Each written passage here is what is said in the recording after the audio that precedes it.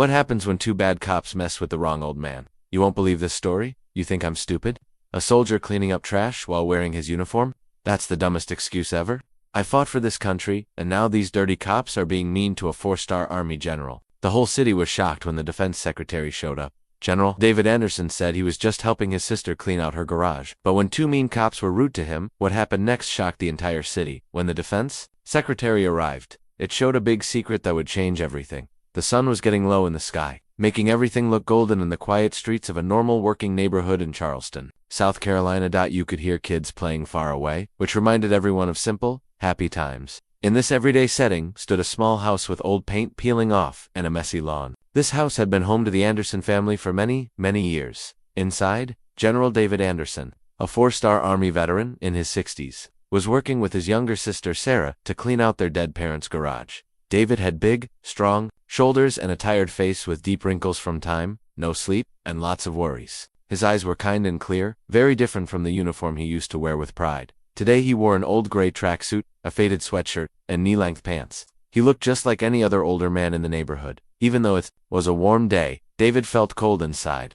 He had a bad feeling that something terrible was going to happen. He carefully picked up an old wooden chest. It felt heavy and familiar, reminding him of the footlockers he packed and unpacked all around the world. His mind went back to the super hot weather in Vietnam, which was totally different from this peaceful Charleston street. Back then, he was just a new soldier, barely out of his teens, but the jungles of Southeast Asia had made him tough through scary battles. He had watched friends and brothers in arms die right next to him, in places like the Ia Drang Valley. Their last breaths mixed with the smell of napalm and fear. Those scary pictures, even though they happened decades ago, were burned into his soul. They taught him how much war costs and how precious life really is. After Vietnam, moving up in the Army wasn't easy. As a young black officer during a time when people still had deep racist feelings, David faced quiet insults and obvious unfairness. There were times he felt invisible. People questioned if he was good at his job just because of his skin color, but he kept going. Powered by quiet determination and the never-ending support of his late wife Maria, an Army nurse he met in Germany, Maria, with her calm, strength, and smart mind, had been his anchor.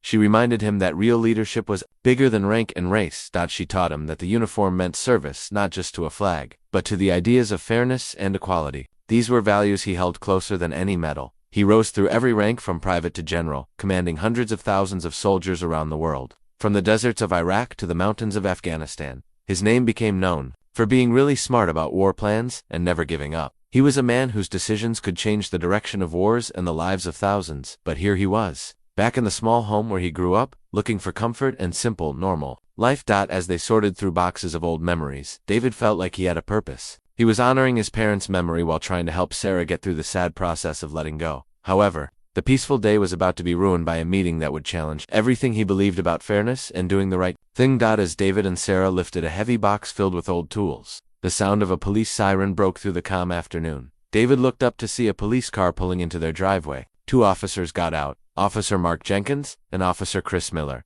Jenkins was a loud, rude, middle-aged man with a big belly, while Miller was younger and looked nervous. His body language showed he was uncomfortable. "Hey, what are you two doing here?" Jenkins yelled, looking at David like he was nothing. "Looks like you're up to no good, old man. Junk collectors, huh?" His voice was full of meanness and racism. David felt angry but tried to stay calm.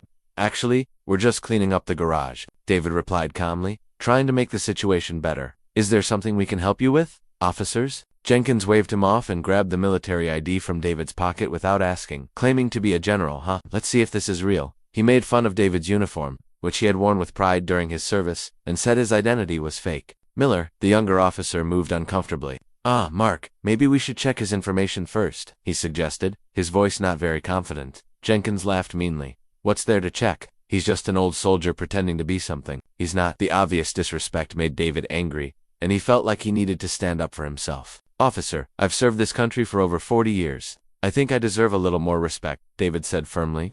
His calm appearance hid the anger boiling inside him. Before he could explain more, Jenkins stepped closer, getting in his personal space. "Respect is earned, not given. I suggest you keep your mouth shut, unless you want to find out what happens when you resist arrest for pretending to be someone you're not." As things got worse, David realized that just talking wouldn't be enough. He secretly turned on a military emergency alert device on his watch while pretending to check his phone.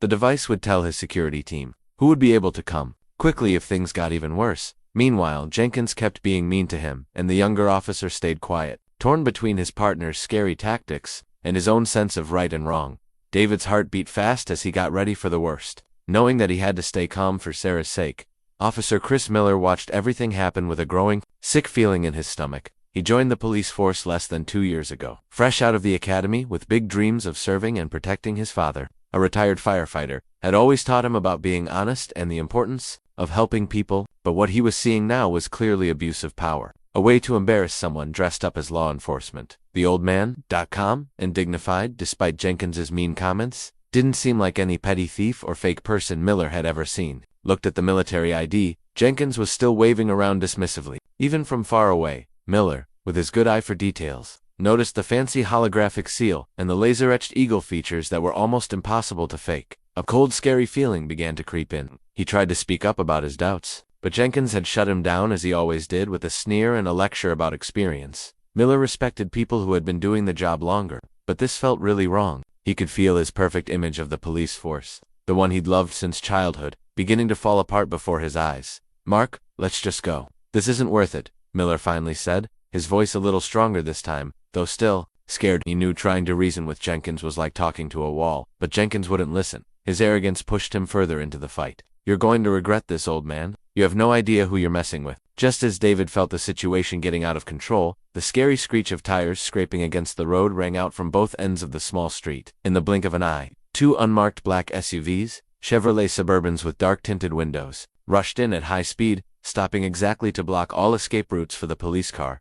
The car doors opened almost at the same time, and 6 men in regular clothes but with the lean, muscular build and sharp eyes of Special Forces soldiers rushed out. Weapons were hidden under their windbreakers, but the feeling of danger and being ready for combat coming from them was obvious. Officer Miller's eyes got wide. These weren't just federal agents, this was a highly trained, coordinated team. He'd never seen anything like it. His heart pounded. Very different from the quiet confidence he saw in the older man. Jenkins, however, still tried to act tough despite the obvious change in the situation. Lieutenant Colonel Michael Vance, a tall man with a military-style haircut and a cold, expressionless face, stepped out. His expression was cold and focused. He was the current captain of General Anderson's personal security team, a man who had been with him through life and death in some of the world's most dangerous places. "Step away from the general," Vance ordered, his voice commanding authority, cold and steely. "Police officers, please drop your weapons and stand back immediately. You are interfering with the personal activities of a senior officer of the Department of Defense. You are seriously breaking federal law about protecting senior personnel. Do not do anything rash." David felt a wave of relief wash over him as he realized that he was not alone. Vance had always been a loyal friend, and his presence was comforting. Tough act finally cracked as he faced the military personnel. "We were just ... double quotes," he began, but Vance interrupted. "I don't care what you were doing. You have no right to harass a 4-star general on his own property." The situation got worse as more officers arrived, and the atmosphere grew tense. Jenkins tried to assert his authority, but it was clear that things had changed. With the weight of the military behind him, David felt his confidence coming back. As the officers were questioned about their behavior, David stood beside Colonel Vance, feeling the support of his comrades. The corrupt cops were on the defensive, trying to justify their actions, but the evidence was piling up against them. Sarah watched from a distance, her eyes wide with disbelief as the reality of the situation unfolded. "Sir, we were just doing our job." Jenkins tried to argue, but Vance's steely gaze silenced him. "Your job does not include intimidation or harassment. This is a clear abuse of power." The situation quickly became a media sensation. News crews arrived, capturing the confrontation between the corrupt officers and military personnel. David's reputation as a respected veteran began to shine through, reshaping public opinion about the incident. Secretary of Defense Robert Maxwell was told about the incident. He recognized how serious it was when corrupt police actions were taken against a 4-star general. As the media frenzy grew, Maxwell decided to get involved personally, knowing that the integrity of the military relied on the trust of the public. As tensions got worse, David realized that words alone wouldn't be enough. He secretly activated a military emergency alert device on his watch. While pretending to check his phone, the device would notify his security team, who would be able to respond quickly if things escalated further. Meanwhile, Jenkins continued to berate him, and the younger officer remained silent. Torn between his partner's intimidation tactics and his own sense of right and wrong, David's heart raced as he prepared for the worst. Knowing that he had to stay calm for Sarah's sake, Officer Chris Miller watched the scene unfold with a growing knot in his stomach. He joined the force less than 2 years ago, fresh out of the academy with an idealistic vision of serving and protecting his father, a retired firefighter, had always taught him about integrity and the importance of helping people, but what he was witnessing now was a blatant abuse of power, a humiliation tactic dressed up as law enforcement. The old man, calm and dignified despite Jenkins's taunts, didn't fit the profile of any petty thief or imposter Miller had ever seen. Glanced at the military ID. Jenkins was still waving dismissively. Even from a distance, Miller, with his keen eye for detail, noticed the intricate holographic seal and the laser-etched eagle features that were almost impossible to counterfeit. A cold dread began to creep in. He tried to voice his doubts, but Jenkins had shut him down as he always did, with a sneer and a lecture about experience. Miller respected seniority, but this felt profoundly wrong. He could feel his idealized image of the police force, the one he'd held dear since childhood, beginning to crumble before his eyes. "Mark, let's just go. This isn't worth it," Miller finally interjected, his voice a little more firm this time, though still laced with unease. He knew trying to reason with Jenkins was like talking to a brick wall, but Jenkins was undeterred. His arrogance pushed him further into confrontation. "You're going to regret this, old man? You have no idea who you're messing with?" Just as David felt the situation spiraling out of control, the terrifying screech of tires scraping against the asphalt rang out from both ends of the small street. In the blink of an eye, two unmarked black SUVs, Chevrolet Suburbans with dark-tinted windows, rushed in at high speed, stopping precisely to block all escape routes for the police car. The car doors opened almost simultaneously, and 6 men in civilian clothes but with the lean, muscular build and sharp eyes of Special Forces soldiers rushed out. Weapons were hidden under their windbreakers, but the aura of danger and combat readiness radiating from them was palpable. Officer Miller's eyes widened. These weren't just feds. This was a highly trained, coordinated team. He'd never seen anything like it. His heart pounded, a stark contrast to the quiet confidence he saw in the older man. Jenkins, however, still tried to bluster despite the palpable shift in atmosphere. Lieutenant Colonel Michael Vance, a tall man, with a military-style haircut and a cold, expressionless face, stepped out. His expression was cold and focused. He was the current captain of General Anderson's personal security team, a man who had been with him through life and death in some of the world's hottest spots. "Step away from the general," Vance ordered, his voice commanding authority, cold and steely. "Police officers, please drop your weapons and stand back immediately. You are interfering with the personal activities of a senior officer of the Department of Defense. You are in serious violation of federal law on the protection of senior personnel. Do not take any rash actions." David felt a wave of relief wash over him as he realized that he was not alone. Vance had always been a loyal ally, and his presence was reassuring. Jenkins's bravado finally faltered as he faced the military personnel. "We were just ...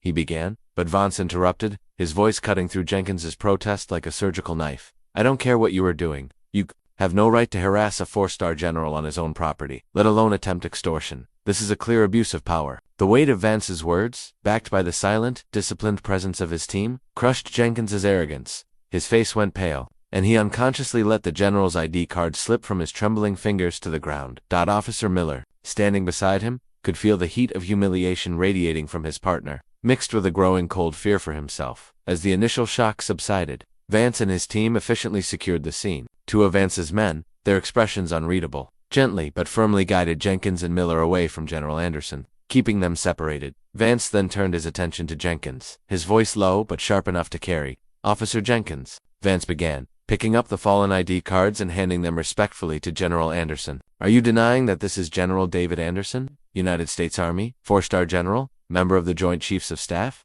Jenkins, sputtering, tried to regain some composure. He said he was retired, and he was acting suspicious. "We get a lot of theft in this area from people like him." Vance's eyes narrowed. "Suspicious? Or simply a black man in a working-class neighborhood cleaning out his garage on a Sunday?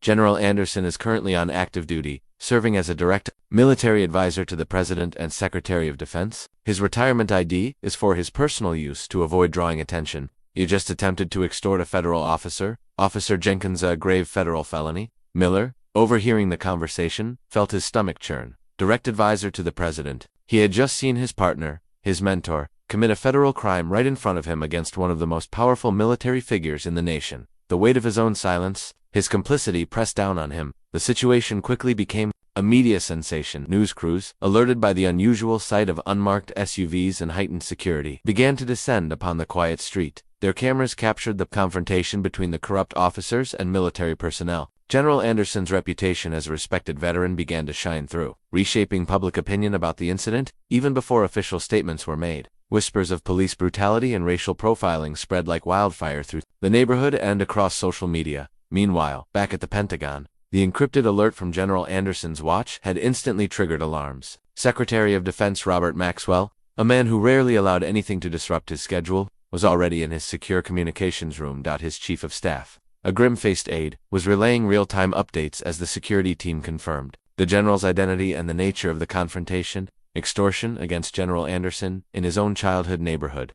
Maxwell's voice was dangerously calm, his piercing gaze fixed on a monitor displaying the GPS location and preliminary reports. This isn't just a local incident. This is an insult to every soldier who serves and a direct affront to the integrity of this department. He knew the political and public relations ramifications of such an act against a highly decorated black general were immense. This couldn't be handled by proxies. Prepare the motorcade, Secretary Maxwell ordered, his decision final. I'm going there myself. This needs to be dealt with personally and decisively. He knew that the integrity of the military relied on the trust of the public, and an attack on General Anderson was an attack on that trust. When Secretary Maxwell arrived at the scene, the atmosphere shifted dramatically. His presence commanded immediate respect, and even Jenkins and Miller appeared uneasy. General Anderson, he said, extending a hand, I'm sorry you had to endure this. I assure you we will get to the bottom of this situation. David shook his hand firmly, grateful for the support. Thank you, sir. This was an unnecessary confrontation that could have ended badly. As Maxwell addressed the media, he emphasized the importance of accountability within law enforcement and the military. We cannot allow abuses of power to go unchecked, he declared, his voice steady and authoritative. We owe it to our soldiers, our veterans, and our communities to ensure that justice prevails. The fallout from the incident led to a thorough investigation into the local police department. Evidence of corruption, including bribery and extortion scandals, began to surface, shaking the foundations of law enforcement in Charleston. David watched the proceedings unfold, feeling a sense of vindication for both himself and the countless others who had faced similar injustices. As the investigation deepened, David received a call from Agent Harper Kane, who was leading the inquiry into police misconduct. She informed him of the shocking revelations regarding Jenkins and Miller's ties to an underground network involved in criminal activities. We're going to need your testimony, General, she said. Your experience will help us bring these corrupt officers to justice. David agreed, knowing that this was an opportunity to make a difference not just for himself but for future generations.